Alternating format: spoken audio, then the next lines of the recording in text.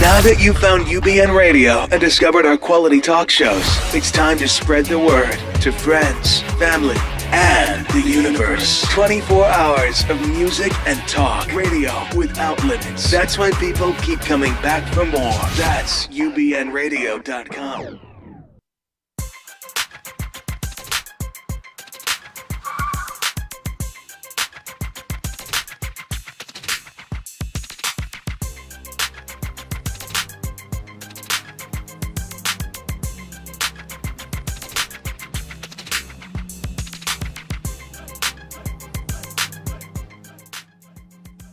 It's time for the Bonnie Sher Show, a whirlwind of wit, wisdom, celebrity, and the boomer life. With a little bit of this and a lot of that and so much more you don't want to miss, here's Bonnie.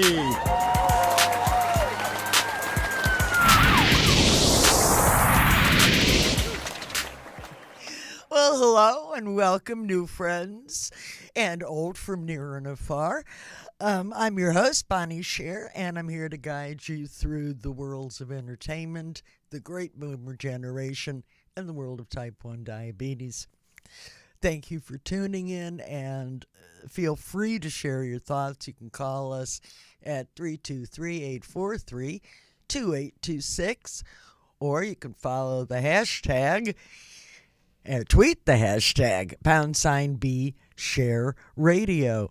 Before we get the show on the road with internationally known and respected endocrinologist Dr. Andrew J. Drexler, and then later the savvy diabetic, our very own Joanne Milo, who will be my T1 co-host today. Before we get to that, I want to make sure to acknowledge jazz great Wayne Cobham for my super duper hero theme song. Thanks, Wayne.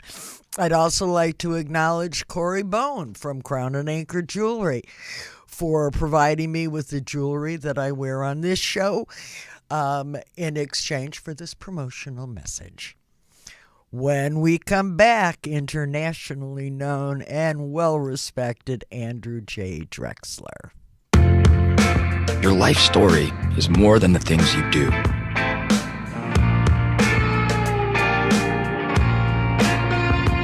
It's a story built on the moments you make today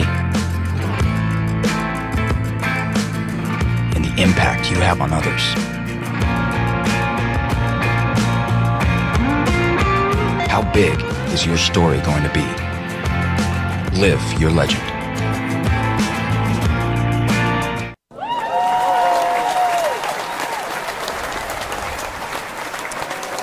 Welcome back. Andrew J. Drexler is a practicing endocrinologist here in Los Angeles, California. Dr. Drexler graduated from New York University School of Medicine. Excuse me, I need a doctor. In 1970. Sorry, folks. And has been in practice for 45 years in the field of endocrinology. He has been a professor of medicine and clearly a valued member and consultant to multiple studies. Welcome, Dr. Drexler. Thank you. It's a pleasure to be here. Thank you for being here with us today, Dr. Drexler.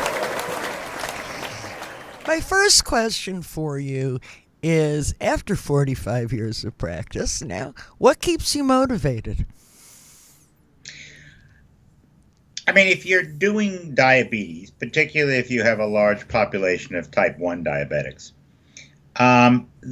you end up seeing people very regularly. You get very much involved in their lives, etc. And you either like doing that, which is what keeps you motivated, or you don't like doing that, in which case you don't end up in diabetes. So that the personal interactions are a major part of why you're there, because you can really make a difference in a lot of people's lives. There has been steady progress. It's not been the cure we wanted to see, but there has been steady progress in treating diabetes over the last 30 years. And that's a place that good physicians want to be. You want to be in a situation where you're able to make more and more contributions to improving a situation. And if that's something you like, then this is a good place to be. and it keeps you going. Well, heaven knows you've been great at it. Now, you brought up the topic of a cure. Dr. Drexler, do you think the science is there that would enable a cure? And I'm not talking about transplantation. I'm talking about a reversal and a cure. Do you think the science exists for that? I don't think it exists at this point. We've been very difficult. It's been very difficult to cure many diseases. I mean, we really haven't cured a lot recently. What we've done is improve the level of care tremendously, so that when I started out, it was standard to tell people that if they were diabetic, not to expect to live past 40. Now, it would be ideal if we were curing them. But what we see instead is that life expectancy has essentially normalized for people who take good care of themselves. Somebody being diagnosed as a type 1 diabetic today, if they're responsible and if they do the right things, can pretty much expect to have a normal life expectancy. And that is so far from what the situation was 30 years ago, that while it's not a cure, it's also not to be sneered at as a major improvement. Mm-hmm. Mm-hmm.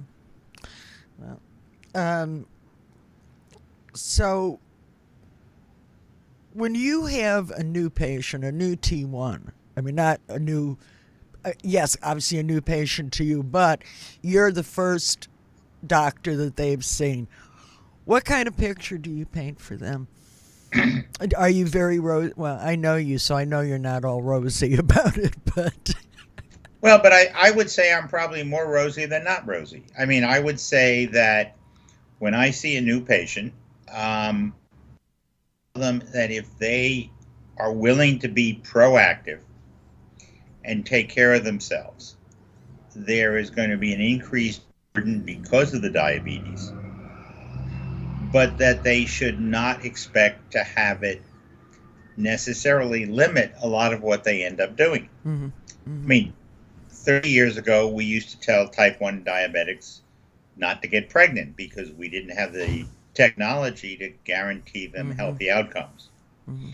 Today, we have healthy outcomes in diabetic pregnancies in a completely consistent fashion in people who are reasonably conscientious.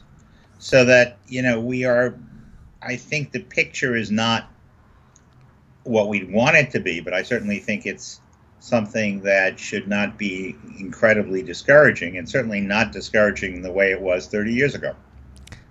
I think, though, at least for me, Dr. Drexler, when you speak of patients taking care of themselves, as you and I both know, there are other situations which come into play. Excuse me. And exactly what may have worked for you yesterday, you get up today and nothing makes sense again, and you're starting again at square one, no? I mean, so sometimes it really isn't about what the patient is doing or not doing, and I'm fearful of people falling into a blame game with that the body does things that we really don't have that kind of control over. I am. I mean, like, how do you bolus when you're crazy? I am 100% in agreement with you about the overwhelming importance of avoiding the blame game. Having said that, we can do reasonably well today with somebody diagnosed now. Mm-hmm. It's also absolutely true that if one is looking for perfection, you're not going to find it. No. I kind of tell people periodically that Thank you. The perfect is the enemy of the good. If a type 1 diabetic wants to do as well as a non-diabetic in terms of blood sugar, they should be monitoring their blood sugar every few seconds, injecting insulin every few seconds, injecting insulin directly into the portal vein. Obviously, that's ridiculous. It's impossible. It's not even remotely realistic, except that that is what the body does. And so the fact that we can't duplicate that with our technology is going to guarantee that we're never going to do, or we can't do as well as the body would do. Dr. Drexler, please do me a favor and hold that thought. We're going to take a break, and when we return, I want to go into that farther. Sounds fine.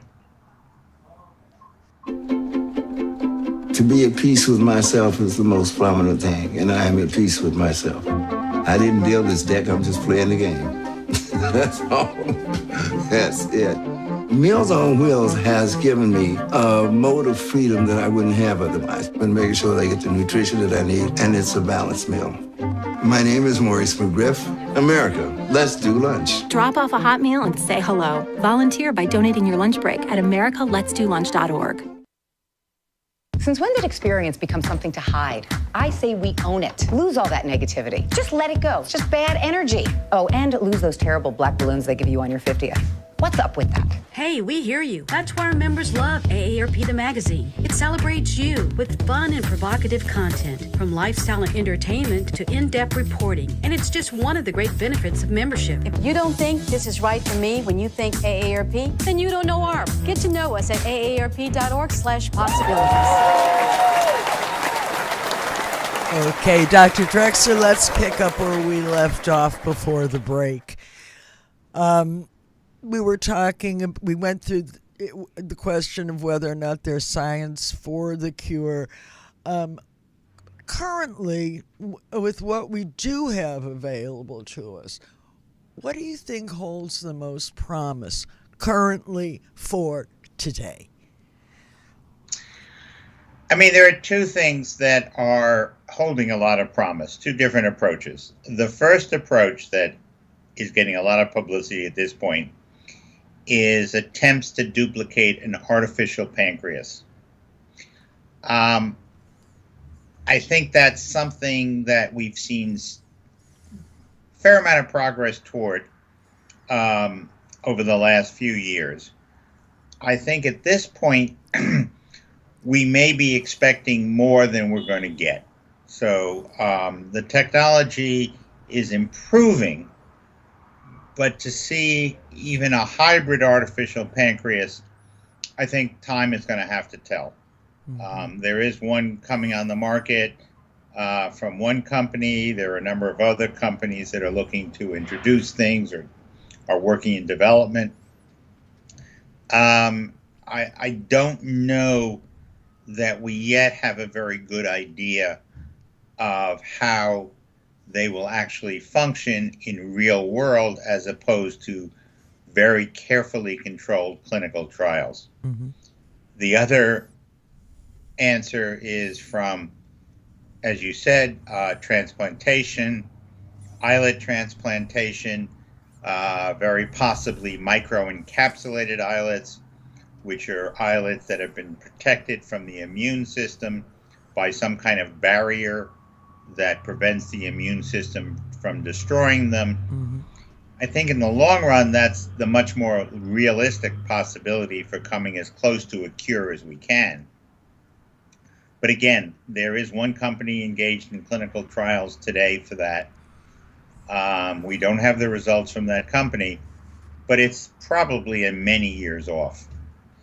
So I think both of these are not in the immediate future. We will have a hybrid artificial pancreas, but how successful it'll be, we don't really know yet. Microencapsulation of islets is probably the most promising technology, but we're not there yet. Now, when you talk about the encapsulation, I know that there's the one study going on, in Florida with the biohub. Is that what we're talking about here? Well, there's also a clinical trial going on, I think, in San Diego. San Diego, right. Yeah, So, that's also doing it as well. We don't have real data yet on these results. Whether it's going to be successful at this point, we're not sure. In the long run, I think that's the most promising technology, but it's not without challenges. So until we start hearing some of the results from the clinical trials, it's hard to know exactly how successful that's going to be. We also don't know how long term it's going to be. So it may mean, for example, that you go in every 2 or 3 years for to get another infusion of microencapsulated islets. Now, that would be a little burdensome, but certainly nothing like what diabetics put up with today. This is true. This is true. I've got 49 years in to agree with you. So for right now, we're in agreement that nothing has really changed. There isn't a cure that they're hiding from us. And it's still a very difficult disease to manage.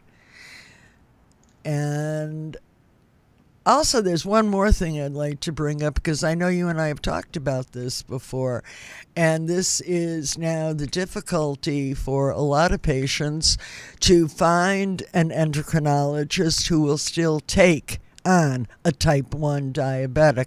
What's that all about? Unfortunately, the way reimbursement is set up, it is very difficult to make a living taking care of type 1 diabetics. So that, it becomes essential that we encourage more people to go into the field. The way we end up reimbursing, and this has been said by others, but really not addressed, is doesn't make sense. We pay tremendously for procedures and very little for cognitive work. Let me give you a very specific example. Great, thank you. There's a device called the Libre. Inserting the Libre is a very easy process. Takes about 5 minutes, can be done by a medical assistant. It then is reimbursed by Medicare at about $145. You, at the end of 2 weeks, download the data from the Libre, which gives you a continuous blood sugar record for the preceding 2 weeks, and then make adjustments on the insulin dose. That takes at least 20 minutes and perhaps more, and is reimbursed at $44. So 5 minutes of my medical assistant's time generates $145. 20 minutes of my time generates $44. That doesn't make sense. No. But all those processes make it difficult to attract medical students who often leave medical school with $300,000 in debt, right, to go into a field where they're almost guaranteed to have a hard time making a living. Can you make it up with the type 2s? I'm sorry, I didn't mean to interrupt you. You finish, then I'll ask my next question. No, I mean, it's just very hard to explain to people that that's what they have to do. Do you think that some of that burden is lifted by the endocrinologists who take on more type 2s than type 1s? I mean, or do you have, I don't know. Yes. Again, if you focus on seeing relatively mild type 2s, you can make a lot more money. So you're going to now the doctors now have to pick and choose? I mean, how do you say no to a patient? I mean, I don't mean you, but how does one say, no, we can't treat you? You can't say that. Nobody says that. But if you have a doctor who you see and he, for example, doesn't go over your blood sugar records in detail, doesn't spend enough time talking to you to find out what's working and not working, you're not going to go back to see him. Right. And from his point of view, if he's trying to pay off his $300,000 medical school debt, that unfortunately is the best answer. Right. So no one's going to say, I won't take you. Oh, people, yeah, they do. Say, they say his panel is closed. No, you I know will, but the answer that we get is, I'm sorry, the panel is closed. Right. And that happens all the time. Yes, I've noticed that. Why do you think I had to move to California to make sure I still had the best endo I could? Andy, for people to read more about you or stay in touch or follow you, as we say, how can they do this? I don't have a website yet. I will try and set one up very soon after we finish this conversation, because it was pointed out that would be a useful thing to do. I am available by email. You can Google me. I was the director of the Diabetes Center at Gonda at the University of California in Los Angeles. That is no longer my current address. Which needs to be changed. There will not help.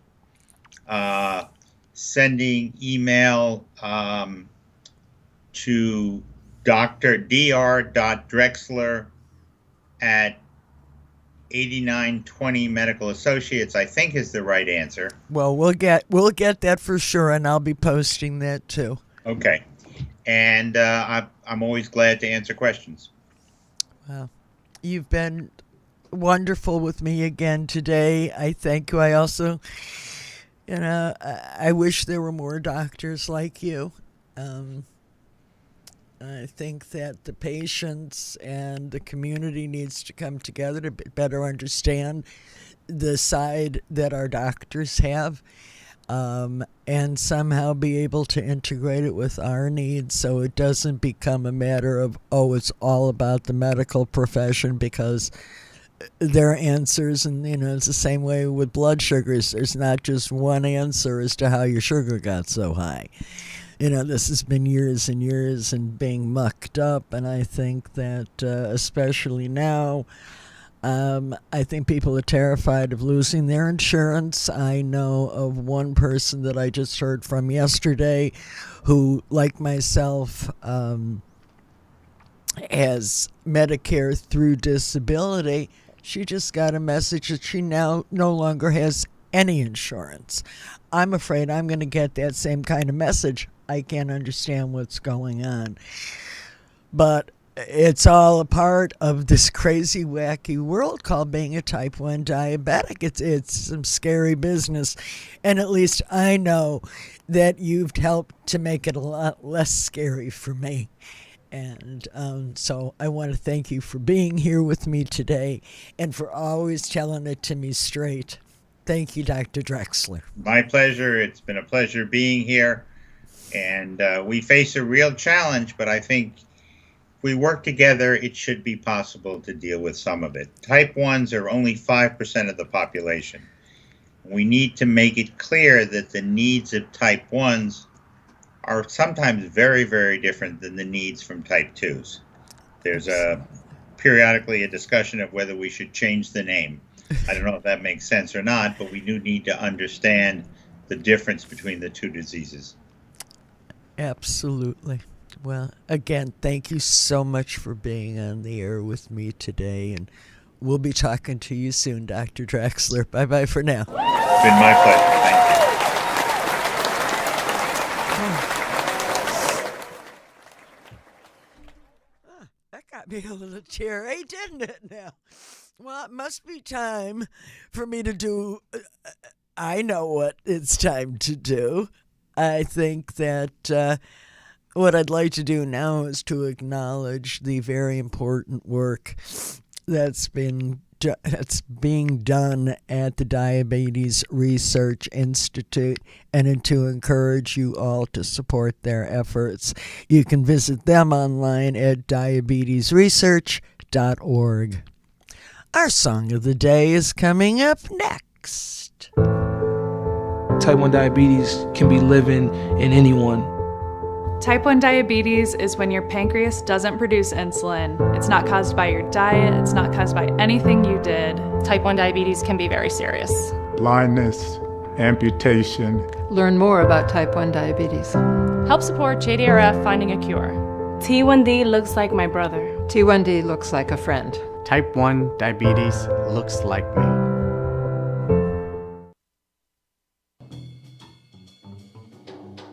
All or nothing at all. half a love never appealed to me. If your heart never could yield to me, then I'd rather have nothing at all. All or nothing at all. If it's love, there is no in-between. Why begin then cry for something that might have been? No, I'd rather have nothing at all. So please don't bring your lips so close to my cheek. Don't smile or I'll be lost beyond recall. The kiss in your eyes, the touch of your hand makes me weak. And my heart may grow dizzy and fall. And if I fell under the spell of your call, I'd be caught in the undertow. So you see, I've got to say no, no, all or nothing at all, all or nothing at all. Half a love that never appealed to me. If your heart it never ever could yield to me, then I'd rather have nothing at all. Oh, nothing at all. If it's love, well, there is no in between. Why begin then? And welcome back to the Bonnie Sher Show. My co-host for this segment is Joanne Milo, a member of the T1D community, right here from the great state of California. Welcome, Joanne. Thank you, Bonnie. How are you? Oh, I'm jamming. Thank you for having me How back. How many lies can we possibly tell? As many as you can do. Just keep going. No, thank you for coming back. I don't know if you remember Joanne's last time here with us, but she brought so much information, and we didn't have enough time to go over everything. And so Joanne kindly agreed to come back and chat with us some more. So let's get right to it. Joanne, what's going on in your world right now? All right, Bonnie, since the last time I was here, I am getting way more involved in the do-it-yourself community. And that follows on to what Dr. Drexler was talking about. It comes out of a homegrown group of programmers who are either type 1s or their kids are type 1s. Mm-hmm. So they're passionate like the original JDF people were passionate. And their hashtag is, "We are not waiting."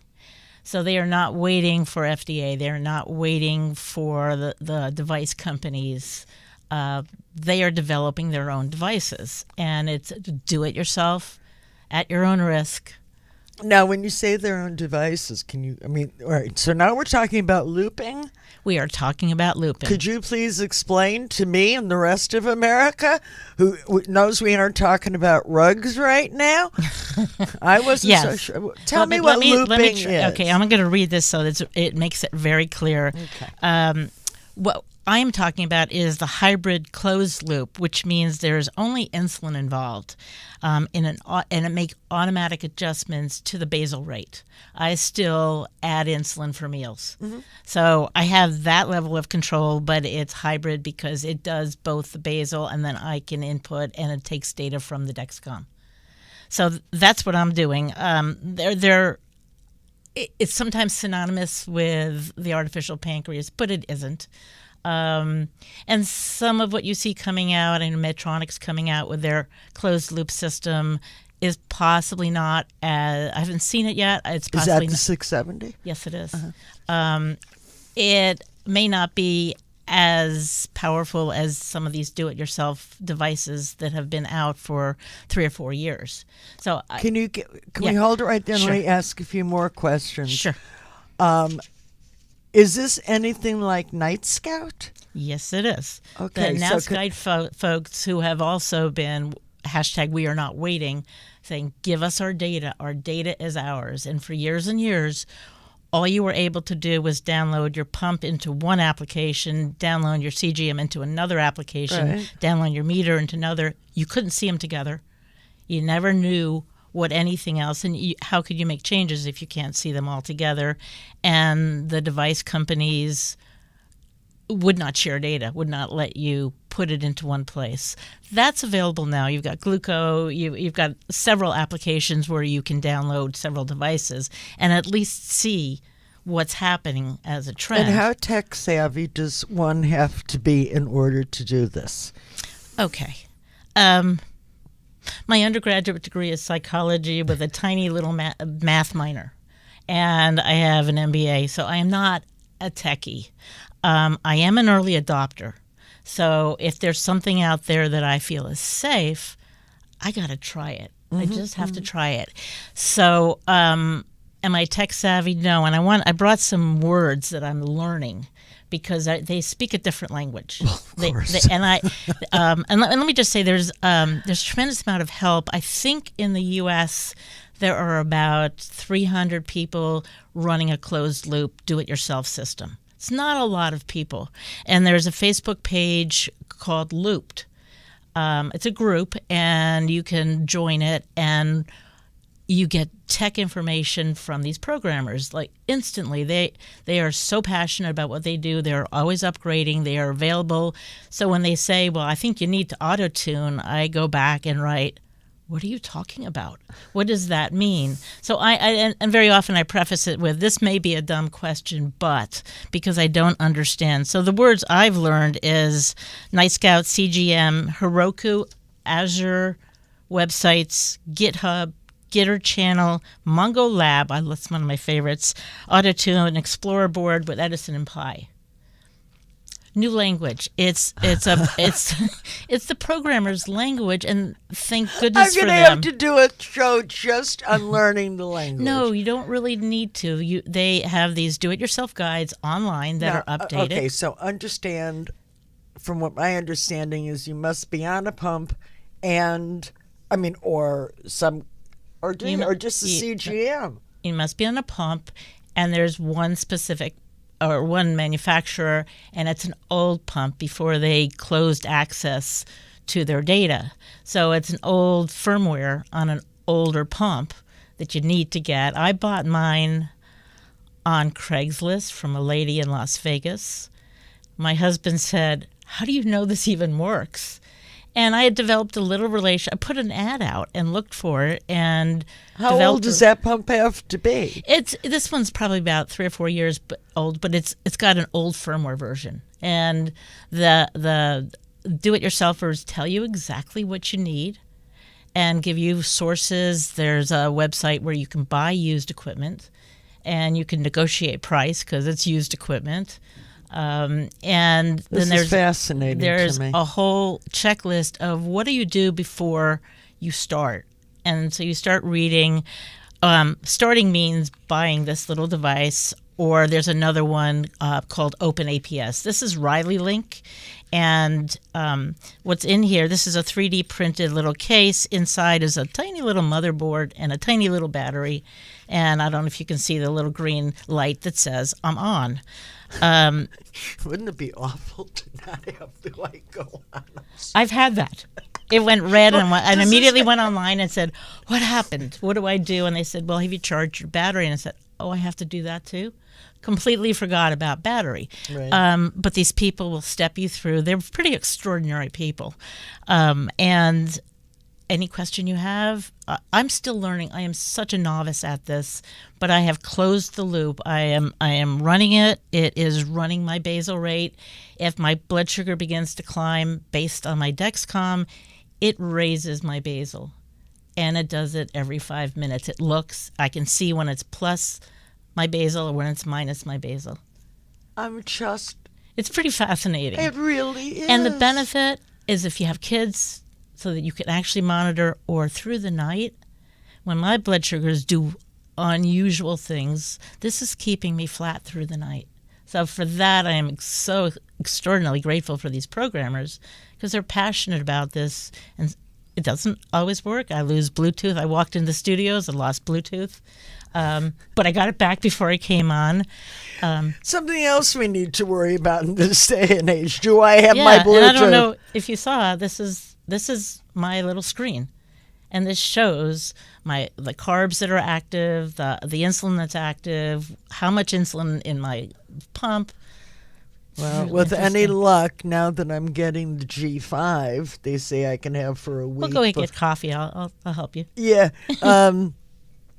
I'll be able to get on that too, I think. I have to say, this is not for everyone. This is early adopter. This is glitchy things.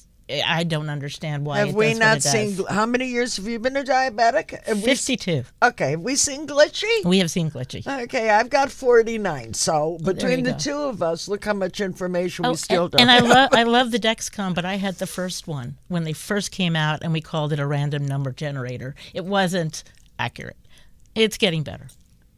Well, it's better than what we had prior to and that. it's not the cure, as Dr. Drexler was saying. Exactly true. It is not the cure, but it may be the best we have till we move forward.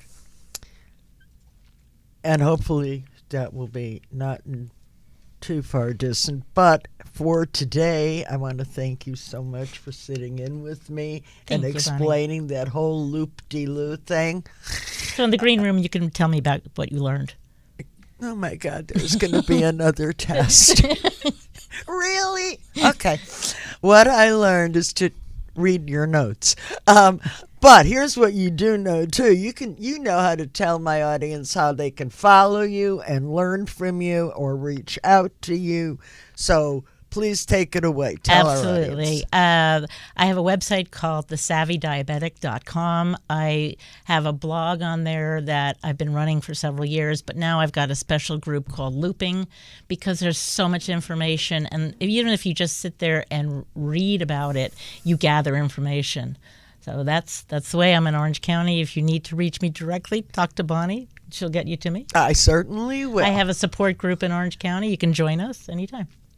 I'd love to drive down there. That one would be day. great. That would be great. I'll just leave seeds.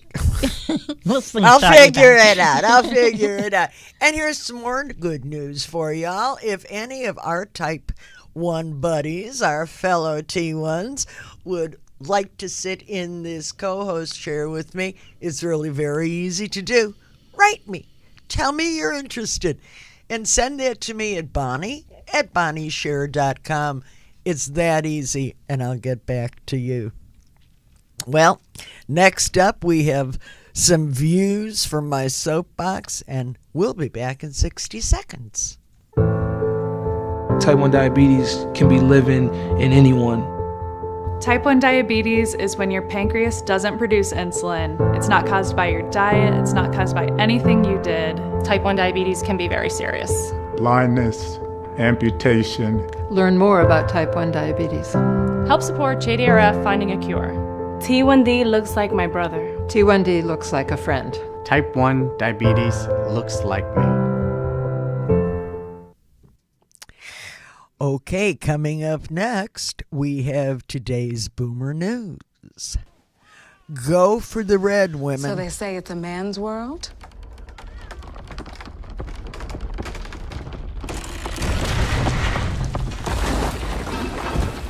Well, I don't see anybody's name on it. While they were out doing their thing, we slowly changed all that.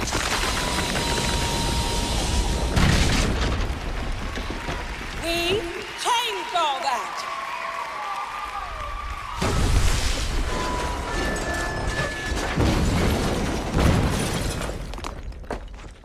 Today, women can do anything men can do.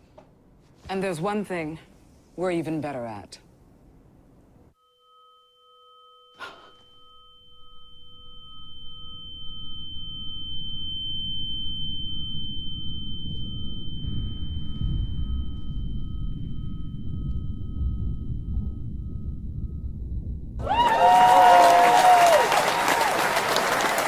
And let's all remember that it is American Heart Month. Take care of your hearts. Now, views from my soapbox, which are my takes on who got it right and who should really be ashamed of themselves. So I'd like to start out by giving a shout out to this marvelous Muslim community of Missouri for starting a crowdfunding campaign and raising, well, at the numbers this morning, they've raised upwards of $110,000 to aid the vandalized Jewish cemetery.